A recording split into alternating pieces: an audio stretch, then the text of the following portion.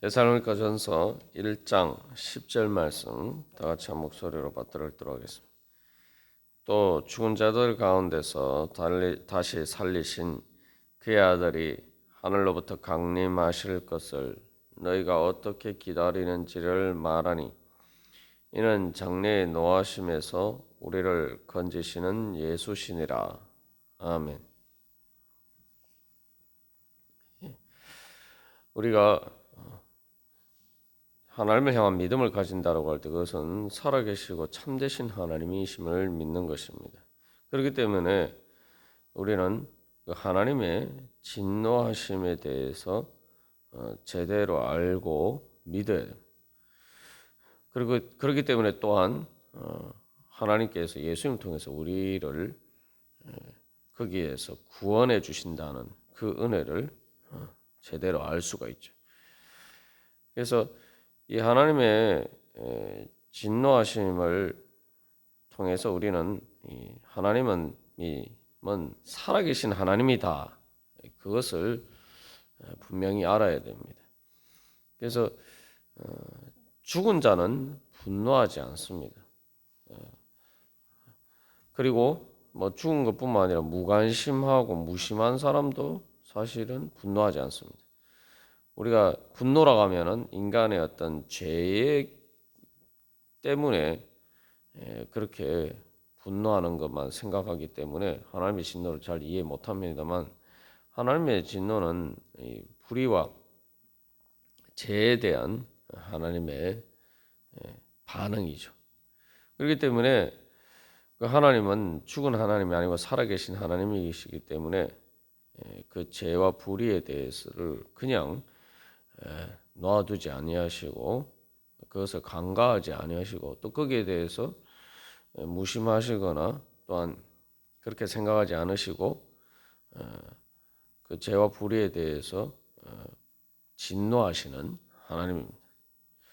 이것은 오히려 우리가 이제 생각해 보면은 그 하나님의 선하심과 의로우심의 한 가지 표현이고 또 하나님의 사랑의 표현입니다.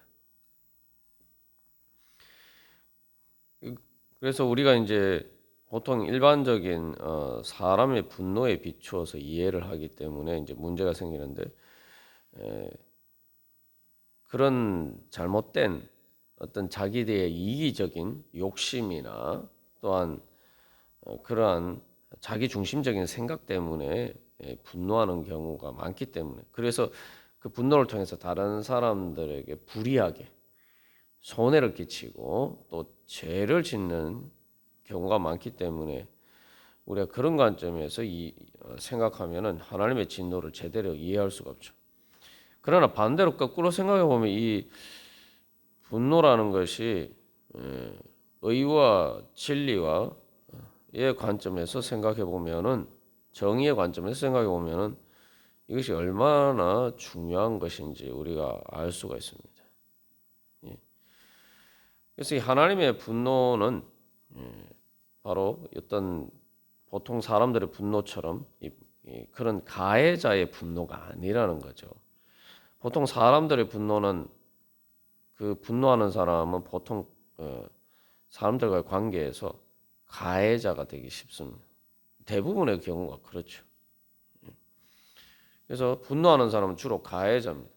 그러나 하나님의 분노는 이 가해자의 분노가 아니라 그 피해자와 공감하시는 그러한 분노입니다.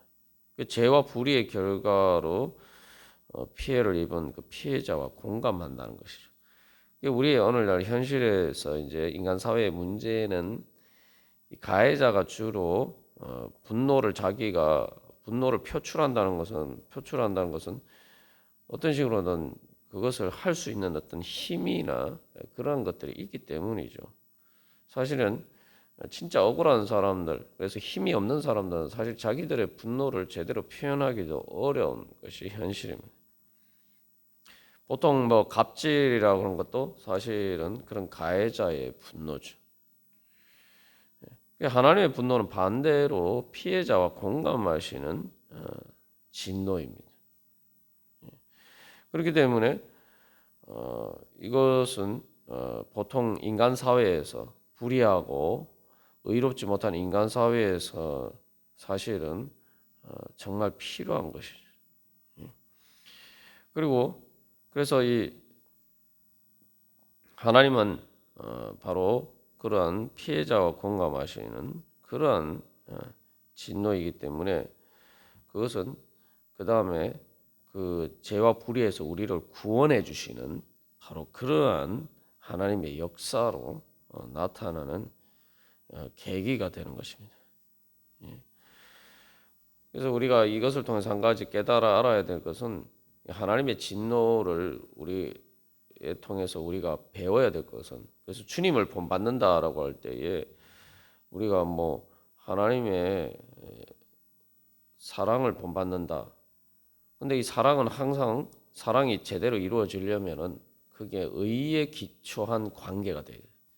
정의에 기초한 관계가 돼야지 그게 진정한 사랑입니다. 정의에 기초하지 않은 그러한 오히려 불의를 조장하는 것은 진정한 의미에서 이제 참된 사랑이 아니죠. 왜냐하면은 사랑이란 것 자체가 상대방의 유익을 위하는 것이. 근데 내가 상대방에게 잘해준다고 하면서 상대방의 불의를 조장하는 그런 일, 그러니까 그 상대방의 죄와 불의에 내가 편성하고 그것을 상대방이 원한다고 해주면은 그것은 실질적으로 영적인 관점에서 보면은 오히려 그 사람을 망하게 하는 길이죠. 그렇기 때문에 상대방의 죄와 불의를 편들어주고 그것을 따르는 것은 진정한 의미에서 사랑이 아니라 오히려 상대방을 해하는, 상대방에게 손해를 끼치는 그런 일입니다. 그렇기 때문에 그건 진정한 의미의 사랑이 아니에요. 그렇기 때문에 하나님은 그런 데에 있어서 오히려 그런데 불의에 대해서 편들어 주시는 것이 아니라 오히려 그것에 대해서 진노하시면서 이제 그런 문제에서 우리를 고치고 회개하고 의롭은 관점으로 돌아설 수 있도록 그렇게 하나님께서 우리를 역사하신다는 것이죠. 그래서 우리가 하나님의 진노를 통해서 배워야 될 것은 이 불의한 것 때문에 또 그런 억울하게 피해를 당한 그 죄와 불의 때문에 피해자가 된 사람들의 입장에 서서 그것이 얼마나 고통스러운지 우리가 그것과 그 피해자들과 공감하는 것, 우리가 그것은 하나님에게서 본받아야 되고 그것이 예수님을 본받는 중요한 하나의 속성이죠. 그래서 우리가 인간적인 관계에서, 인격적인 관계에서도 사람들은 자기 중심적인 관점에서 자기의 뭐 원하는 것이 이루어지지 않았거나 이럴 때에 막 분노하는 입니다만 사실은 이제 피해자의 입장에서 얼마나 고통스러운지, 피해자가 얼마나 고통스러워하는지 이것에 대해서는 사실은 우리가 내가 고통스러운 것이 아니기 때문에 잘 인지를 못하고 뭐 우리가 동정하고 또 공감한다고 하지만 사실은 정확하게 우리가 제대로 그 고통이 얼마나 큰지 잘 모릅니다. 그렇기 때문에 그런 죄와 불의에 대해서 우리가 무관심하고 무심하고 또 그렇기 때문에 우리가 그런 세상의 죄와 불의에 대해서 분노하는 그러한 의로운 감정을 잃어버릴 때가 많다는 거죠. 그러한 감정이 둔해져 있을 때가 많다는 거죠. 그러나 뭐 막상 이제 우리가 내 자신이 그런 일을 당했을 때 이게 사실은 뭐 말로 다 할 수 없는 그런 고통이죠. 하나님은 거기에 공감하시는 거예요. 그래서 예수님의 십자가를 통해서 믿는다라고 할 때에 예수님의 십자가는 사실 이 땅에서 죄와 불의 때문에 우리의 죄와 불의에 대해서 벌로 받으신다. 그런 의미도 있지만 또 다른 관점에서는 예수님은 이 땅의 죄와 불의 때문에 고통당한 모든 그 사람들의 그러한 고통을 집약적으로 그 모든 고통을 담당하신 것이란 말이죠. 단순히 그 죄와 불의에 대한 벌만 받으시는 게 아니라 가해자 입장에서만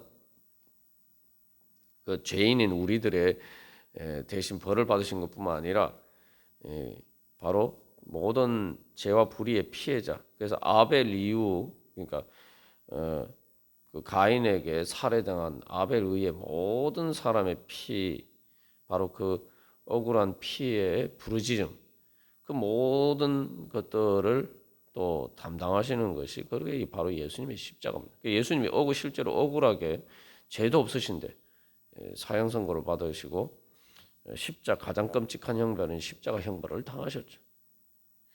우리는 그래서 예수님의 십자가를 통해서 예수님이 나를 위해서 내 대신 십자가를 지셨다 이렇게 믿는다는 믿음 안에는 어떤 것이 포함되어 있느냐? 그래서 예수님의 십자가의 고통에 공감하는데 그것은 뭐냐면은 사도행전 2장에서 처음 오순절 성령 강림이와 베드로의 설교를 듣고 예수님을 믿은 사람들의 반응과 같은 그런 반응이 그들이 어떻게 반응합니까?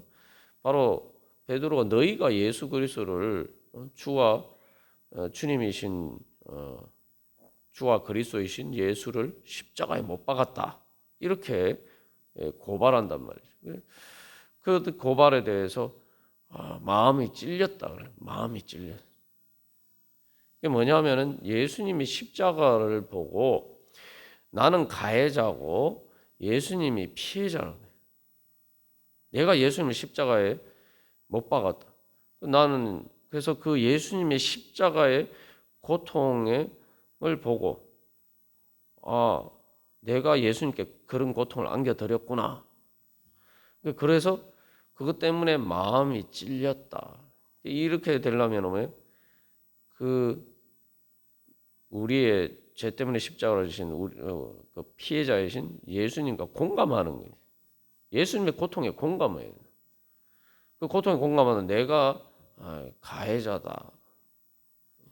그래서 그 피해자 입장에서 공감하는 것. 거기에서부터 진정한 이제 회개가 시작되는 거예요. 그게 이제 그래서 하나님의 진노가 바로 그래서 예수님을 십자가에 못 박은 사람들에 대한 그 죄에 대한 하나님의 진노를 우리가 깨달아 알고 그것을 믿고 인정하고 내가 그랬기 때문에 하나님의 진노를 살 수밖에 없는 죄인이구나.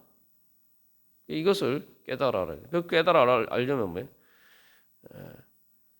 바로 예수님의 우리 때문에 고통 당하신 예수님의 고통이 얼마나 크신 것인가. 다시 말하면 죄와 불의 때문에 피해를 입은 피해자들의 그 고통이 어떤 것인가 이것과 공감하는 거예요. 그래야지 진짜 회개가 되고 내가 이제 이 땅에서 피해자를 만들어내는 그런 죄와 불의에서 우리가 벗어날 수가 있는 거죠. 그렇기 때문에 이런 관점에서 생각해 보면 하나님의 진노, 그 의와 정의와 진리에 기초한 그 하나님의 진노는 사실은 우리가 본받아야 될 거룩한 하나님의 감정입니다. 하나님은 거룩하시기 때문에 죄와 불의에 대해서 진노하시고 다는 거죠. 그리고 또한 하나님은 그렇게뿐만 아니라 그렇게 진노하시기 때문에 이제 그 죄와 불의의 문제를 해결하시기 위해서 이제 살아서 역사하신다는 거죠. 그래서 이제 하나님은 뭐 진노하시는 하나님이 감정적인가 이렇게 생각할 때 사실 우리가 부정적인 의미에서 얘기하는 거고, 사실 예수님을 보면은 예수님도 죄인들을 용서하시고 하셨지만 바로 성전에서 장사하는 자들, 사실 우리가 보면 그냥 장사하는 자들이라고 생각하지만 그 배후에는 대제사장과 그 당시 유대의 그 기득권층들의 이해관계, 이권이 개입이 돼 있단 말이죠. 그러한 것들을 예수님은 사실 이제 비판하시고 그것에 대해서 그러니까 하나님의 성전, 하나님을 섬기는 일을 그런 식으로 인간의 그러한 이해관계를 위해서 악용하는 바로 그런 죄에 대해서 분노하죠. 다른 것이 아니라 하나님의 성전을 하나님을 섬긴다고 하면서 실제로 하나님을 섬기는 것이 아니라 그걸 내 어떤 경제적인 이익, 내 돈을 위해서 사실은 하나님을 이용하는 거죠. 뭐 명분은 하나님을 섬긴다고 하지만 사실은 어떤 그것을 자기의 어떤 욕심을 채우는 어떤 그런 수단으로 악용하는 바로 그러한 죄에 대해서 예수님은 진노하시면서 그 장사하는 자들의 상을 엎으시고 그런 성전 정화 사건을 보여줍니다. 그래서 사실 이제 예수님이 보면은 예수님께서 그 이 땅에 사실 때 예수님이 진노하시는 것, 그래서 예수님이 화내시는 것을 사실은 거의 등장하지가 않죠. 근데 이제 아주 약한 예수님이 이제 제자들을 책망하시는 제자들의 믿음이 부족한 것에 대해서 예수님이 책망하시는 부분들과 있는데 그것 말고 이제 예수님이 제일 크게 화를 내시는 거, 진노하시는 장면이 두 가지입니다. 그게 바로 성전 정화 사건과 베드로가 예수님에게 십자가를 지지 말 것을 이야기를 했을 때에 그 두 가지 사건에 대해서 예수님이 진노하시는 것입니다. 그러니까 그 이제 하나님의 거룩한 것을 인간의 죄를 위해서, 인간의 더러운 욕망을 위해서 그것을 악용하는 것. 그러니까 오늘날도 뭐 우리가 교회 안에서 또 일어나는 그 일들이. 그리고 또한 베드로가 예수님 십자가를 지지 말 것을 사실은 이제 단순히 간청하는 것이 아니라 자기가 막 판단해서 그렇게 하는데 바로 하나님께 불순종하고 하나님을 믿지 못하고 오히려 하나님보다 자기가 더 위에 서서 자기가 주인이 되어서려고 하는 것. 그래서 하나님 위에 그게 이제 사실은 사탄이에요. 예수님이 그 베드로에게 사탄아 이렇게 말씀하셨어요.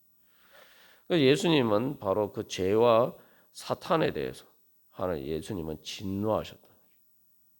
그렇기 때문에 예수님은 우리를 구원하시기 위해서 역설적으로 십자가를 지신 거예요. 그렇기 때문에 이제 우리가 하나님의 인간의 거짓된 진노와 불의를 버리고 하나님의 그 거룩한 진노를 회복해야 돼요. 그런 하나님의 거룩한 진노를 회복한다는 것은 먼저 죄와 불의를 따르는 우리 자신에 대해서 우리가 분노해야 돼요. 이제 다른 사람에 대해서 내 죄와 욕심에 사로잡혀서 내 마음대로 안 될 때 사람 우리가 보통 분노하고 그렇게 합니다만 그게 아니라 이제는 내 자신에 대해서 하나님께 순종하지 않고 하나님의 뜻대로 따르지 않고 성령님의 인도하심을 따르지 않고 그리고 그 성령의 인도하심을 따라 내 영의 걸 따르지 않고 마음대로 하려고 하는 내 마음의 모든 헛된 생각과 또 하나님 앞에 합당하지 못한 그런 감정들과 의지, 하나님의 말씀과 하나님의 진리와 의를 따르지 않는 그 내 자신에 대해서 내 자신 안에 있는 그러한 죄와 불의에 대해서 우리가 진노해야 돼. 그래야지 우리가 자기를 부인하고 예수님을 따라갈 수가 있는. 그러면 이제 우리가 날 사랑하시는 예수님을 내가 십자가에 못 박은 바로 예수님을 십자가에 못 박은 내 자신에 대해서 우리가 분노해야 돼. 날 위해서 십자가 고통을 당하신 그 피해자이신 예수님과 공감하면서 바로 그 예수님을 십자가에 못 박은 내 자신은 미워해야 돼. 그래서 그러니까 예수님이 자기를 부인하고 나를 따르라 말씀하셔요. 그게 바로 하나님의 거룩한 진노의 감정입니다. 그렇기 때문에 그것은 그 하나님의 진리와 의는 그냥 죽은 것이 아니라 말 그대로 살아 역사하는 생명의 힘을 가진 것이고 그런 죄와 불의에 대해서 아무런 반응도 없이 그냥 무심하게 무관심하게 있는 것은 하나님에게 어울리지 않는 일이죠. 의와 진리로 모든 것을 다스리신 하나님께서는 그렇기 때문에 진노하시며 불의와 죄에 대해서 진노하시고 그 피해자와 공감하시면서 이제 그 예수님의 그 모든 피해자들의 고통을 대변하는 바로 그 예수님의 십자가 고통에 대해서 예수님 하나님은 진노하시면서 이제 예수님을 부활하게 하시고 예수님의 의를 드러내시고 예수님이 죄인이 아님을 억울한 피해자임을 온 세상 가운데 드러내시고 그리고 그것을 아직도 인정하지 않는 사람들이 있지만 결국은 최후의 심판이라는 건 뭡니까? 바로 부활하신 하나님이 예수님이 정말 억울하게 죄인이 아님에도 죄인으로서 억울하게 십자가를 지셨다라는 것을 그 예수님의 억울함을 하나님께서 인정하시고 그것을 드러내시는 그게 부활 사건이고 지금은 인정하지 않는 사람들이 있지만 그러나 모든 사람들이 그것을 인정할 수밖에 없도록 하나님께서 예수님의 재림을 통해서 바로 최후의 심판을 하실 것이란 말이죠. 그게 바로 하나님의 진노입니다. 그러니까 오히려 이제 이것은 죄와 불의 가운데서 신음하고 고통 가운데 살아가는 사람들에게는 오히려 복음의 기쁜 소식이고 구원의 소식이 되는 것이죠. 이러한 하나님의 역사는 이 하나님의 진노에 따른 하나님의 그 의와 진리의 와 사랑의 역사는 오늘도 우리들 가운데 예수 그리스도의 영이신 성령님을 통해서 계속 진행이 되고 있습니다. 그것들이 완전하게 이제 드러나는 거예요. 완전하게 모든 사람 이루고 완성되고 또 모든 사람들이 인정할 수밖에 없도록 최종적으로 이제 드러나는 것은 예수님 재림 때지만 그러나 지금 이미 그러한 과정에 있는 거죠. 우리가 그래서 이제 예수님을 믿고 참되고 살아계신 하나님을 섬기는 그러한 믿음으로 이제 바로 그러한 하나님의 진리와 의의 편에서 그리고 또한 주님을 거룩한 감정을 따라서 그렇게 하나님 나라의 의와 진리를 따라 살아가는 그러한 하나님의 사람이 되기를 간절히 소망합니다. 그것이 바로 예수님을 기다리는 그러한 소망 가운데 살아가는 믿음의 삶이 될 줄로 믿습니다. 다 같이 기도드리시겠습니다.